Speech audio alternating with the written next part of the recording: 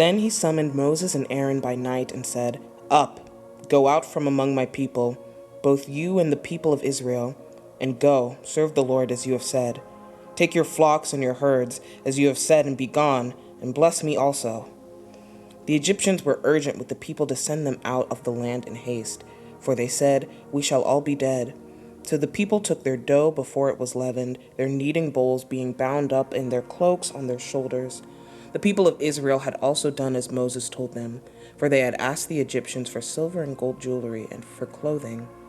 And the Lord had given the people favor in the sight of the Egyptians, so that they let them have what they asked. Thus they plundered the Egyptians. And the people of Israel journeyed from Ramses to Succoth, about 600,000 men on foot, beside women and children. A mixed multitude also went up with them, and very much livestock, both flocks and herds. And they baked unleavened cakes of the dough that they had brought out of Egypt, for it was not leavened, because they were thrust out of Egypt and could not wait, nor had they prepared any provisions for themselves. The time that the people of Israel lived in Egypt was 430 years. At the end of 430 years, on that very day, all the host of the Lord went out from the land of Egypt. It was a night of watching by the Lord to bring them out of the land of Egypt. So this same night is a night of watching kept to the Lord by all the people of Israel throughout their generations. And the Lord said to Moses and Aaron, "This is a statute of the Passover. No foreigner shall eat of it, but every slave that is brought for money may eat of it after you have circumcised him. No foreigner or hired worker may eat of it. It shall be eaten in one house. You shall not take any of the flesh outside the house, and you shall not break any of its bones. All the congregation of Israel shall keep it.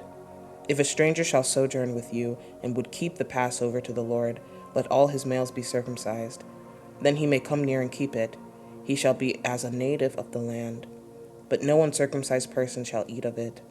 There shall be one law for the native and for the stranger who sojourns among you." All the people of Israel did just as the Lord commanded Moses and Aaron.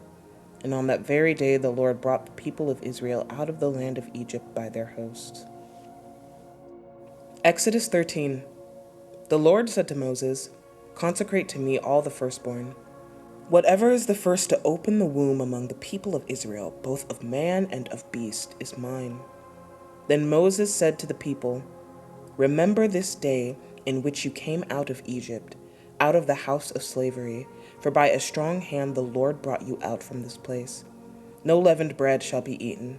Today, in the month of Abib, you are going out, and when the Lord brings you into the land of the Canaanites, the Hittites, the Amorites, the Hivites, and the Jebusites, which he swore to your fathers to give you, a land flowing with milk and honey, you shall keep this service in this month.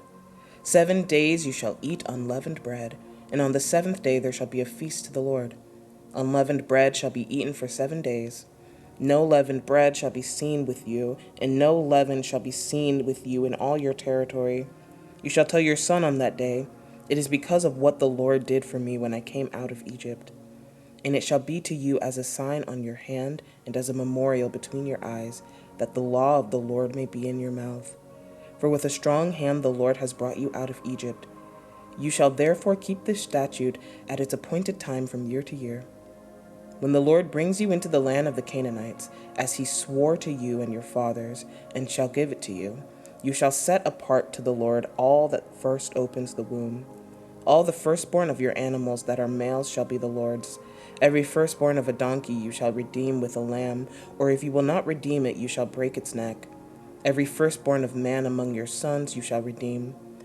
And when in time to come your sons ask you, 'What does this mean?' you shall say to him, 'By a strong hand the Lord brought us out of Egypt, from the house of slavery.' For when Pharaoh stubbornly refused to let us go, the Lord killed all the firstborn in the land of Egypt, both the firstborn of man and the firstborn of animals. Therefore I sacrifice to the Lord all the males that first opened the womb, but all the firstborn of my sons I redeem. It shall be as a mark on your hand or frontlets between your eyes, for by a strong hand the Lord brought us out of Egypt." When Pharaoh let the people go, God did not lead them by way of the land of the Philistines, although that was near. For God said, "Lest the people change their minds when they see war and return to Egypt." But God led the people around by the way of the wilderness towards the Red Sea. And the people of Israel went up out of the land of Egypt equipped for battle. Moses took the bones of Joseph with him, for Joseph had made the sons of Israel solemnly swear, saying, God will surely visit you, and you shall carry up my bones with you from here. And they moved on from Succoth and encamped in Etham on the edge of the wilderness. And the Lord went before them by day in a pillar of cloud to lead them along the way, and by night in a pillar of fire to give them light, that they might travel by day and by night. The pillar of cloud by day and the pillar of fire by night did not depart from before the people. Exodus 14. Then the Lord said to Moses, Tell the people of Israel to turn back and encamp in front of Pi-hahiroth, between Migdol and the sea, in front of Baal-zephon. You shall encamp facing it by the sea. For Pharaoh will say of the people of Israel, They are wandering in the land, the wilderness has shut them in. And I will harden Pharaoh's heart, and he will pursue them, and I will get glory over Pharaoh and all his host. And the Egyptians shall know that I am the Lord. And they did so. When the king of Egypt was told that the people had fled, the mind of Pharaoh and his servants was changed towards the people, and they said, What is this we have done, that we have let Israel go from serving us? So he made ready his chariot, and took his army with him, and took 600 chosen chariots, and all the other chariots of Egypt with officers over all of them. And the Lord hardened the heart of Pharaoh, king of Egypt, and he pursued the people of Israel while the people of Israel were going out defiantly. The Egyptians pursued them, all Pharaoh's horses and chariots and his horsemen and his army, and overtook them and camped at the sea by Pi-hahiroth in front of Baal-zephon. When Pharaoh drew near, the people of Israel lifted up their eyes, and behold, the Egyptians were marching after them, and they feared greatly. And the people of Israel cried out to the Lord.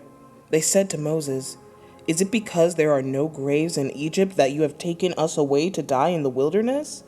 What have you done in bringing us out of Egypt?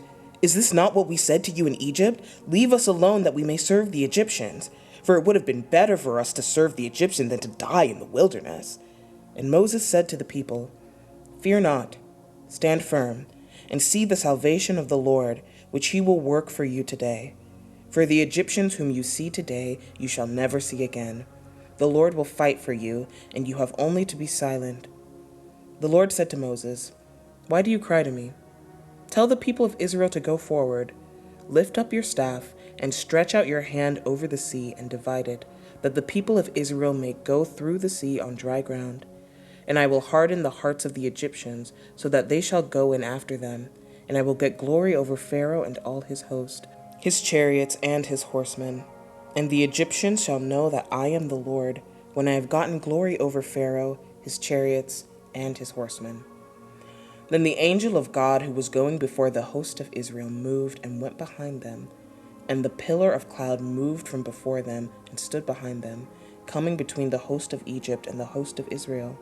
And there was the cloud and the darkness, and it lit up the night without one coming near the other all night. Then Moses stretched out his hand over the sea, and the Lord drove the sea back by a strong east wind all night, and made the sea dry like land, and the waters were divided. And the people of Israel went into the midst of the sea on dry ground, the waters being a wall to them on their right hand and on their left. The Egyptians pursued and went in after them into the midst of the sea, all Pharaoh's horses, his chariots, and his horsemen. And in the morning watch the Lord in the pillar of fire and of cloud looked down on the Egyptian forces and threw the Egyptian forces into a panic, clogging their chariot wheels so that they drove heavily. And the Egyptians said, Let us flee from before Israel, for the Lord fights for them against the Egyptians. Then the Lord said to Moses, Stretch out your hand over the sea, that the water may come back upon the Egyptians, upon their chariots, and upon their horsemen.